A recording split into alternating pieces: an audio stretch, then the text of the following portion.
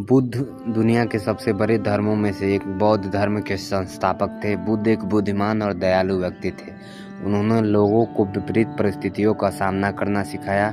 बचपन में उन्हें सिद्धार्थ गौतम कहा जाता था। गौतम बुद्ध 6वीं और 4वीं शताब्दी ईसा पूर्व में जन्मे एक राजकुमार थे, जिनका जन्म वर्तमान के नेपाल और भारत की सीमा पर हुआ था। हालांकि उनके बारे में कई विकंतियाँ प्रचलित हैं, लेकिन उनके जीवन के बारे में निश्चित रूप से कुछ भी ज्ञात नहीं है।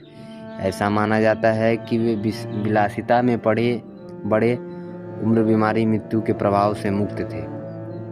एक समय की बात है, कपिलवस्तु नामक स्थान पर राजा शुद्धोधन और महारानी महामाया रहते थे। रानी महामाया ने लुम्बिनी उद्यान में एक प्यारे से बालक को जन्म दिया, जिसका नाम सिद्धार्थ रखा गया। दुर्भाग्य से रानी की मृत्यु प्रसव के 7 दिन बाद हो गई। जब सिद्धार्थ बड़े हुए तो काला देवल नामक एक बुद्धिमान व्यक्ति ने राजा को बताया कि वह कुछ ऐसी घटनाएं देखेंगे जो उन्हें दुखी कर देगी और उन्हें जंगल में भागने पर मजबूर कर देगी।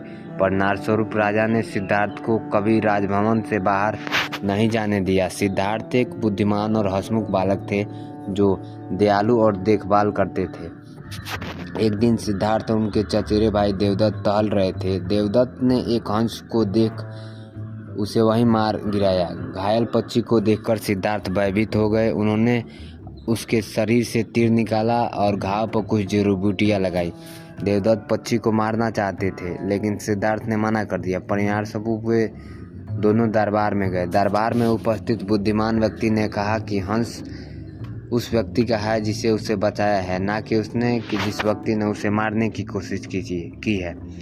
राजकुमार जवान हो गए। राजा शुद्धोधन ने उनका विवाह राजकुमारी सुंदरी यशोधरा से करा दिया। राजा ने सोचा कि सिद्धार्थ विवाह के बाद कभी घर नहीं छोड़ेगा। दूसरी ओर सिद्धार्थ महल में असंतुष्ट थे। चलो महल के बाहर घूमने चलते हैं। एक दिन उन्होंने अपने नौकर चाकर से आग्रह किया। रास्ते में राजकुमार को एक बुजुर्ग महिला मिली जो झुकी हुई थी। राजकुमार ने पहले कभी किसी बुजुर्ग को नहीं देखा था। उनसे कहा, यह क्या है?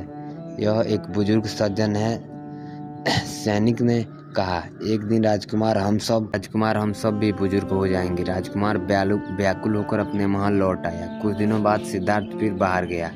इस बार उनकी मुलाकात एक बीमार आदमी से हुई जो दर्द से कराह रहा था। सिद्धार्थ ने सोचा, यह आदमी रो क्यों रहा है, क्योंकि उन्होंने पहले कभी किसी बीमार आदमी को नहीं देखा था।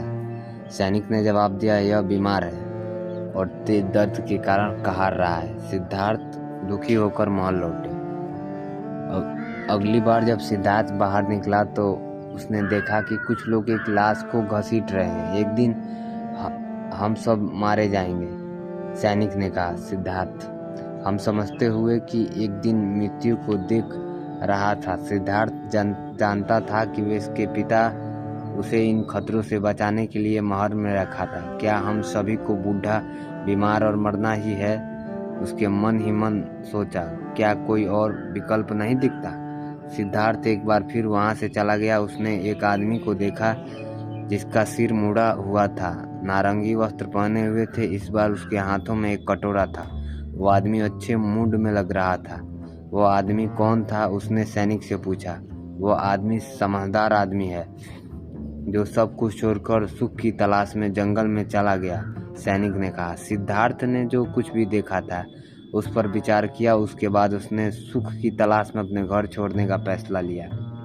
इसलिए जब एक रात उसकी पत्नी और पुत्र राहुल सो रहे थे तो सिद्धार्थ अपने समर्पित सेवन चन्ना के साथ चुपके से महल से निकल पड़े। वे अनोमा नदी तक साथ चले। सिद्धार्थ ने वहां अपने शाही वस्त्र उतार दिए। उन्होंने सैनिक को अपने वस्त्र और अपना घोड़ा सौंप दिया और महल लौट गए। फिर उन्होंने एक नारंगी वस्त्र धारण किया और अपने लंबे बाल मुड़वाए और एक कटोरा लेकर बाहर निकल पड़े।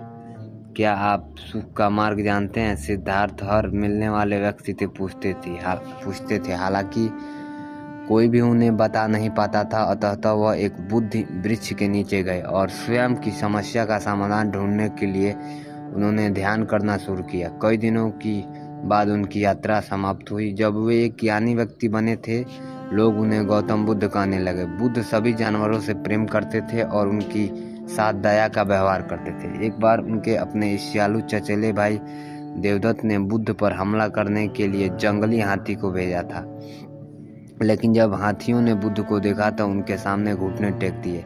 गौतम बुद्ध के अनुयायियों की असंख्य संख्या बहुत अधिक थी।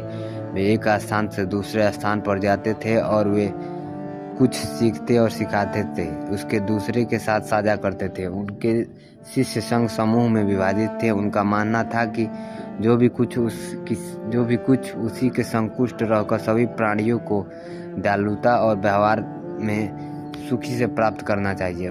जब बुद्ध कपिल वस्तु होते तो उनके पिता, पत्नी और पुत्र एक साथ कई अन्य लोगों ने उनका स्वागत किया। उनके एक रिश्तेदार आनंद बुद्ध को समर्पित अनुयायी बन गए और उनकी वृद्धावस्था में उनकी देखभाल की। बुद्ध ने अगले 45 वर्षों तक उपदेश देना जारी रखा। उस समय उनकी आयु 80 वर्ष हो चुकी थी।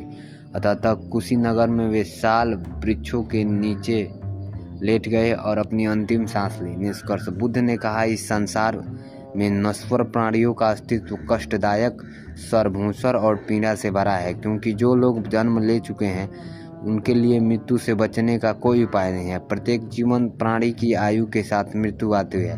बुद्धि, दया, धैर्य, उदारता और करुणा उन मूल्यों में से एक हैं जिन पर उन्होंने जोर दिया। सभी बुद्ध 5 नैतिक आज्ञाओं के बंधे हैं जो जीवन में प्राण लेने के निषेध करती है। हमें उम्मीद है कि आपको ये कहानी पसंद आई होगी। चलिए मिलते हैं एक नई और आध्यात्मिक कहानी के साथ अगले स्टोरी में। तब तक के लिए धन्यवाद। अगर कहानी पसंद आई हो तो चैनल को लाइक और सब्सक्राइब कर सकते हैं।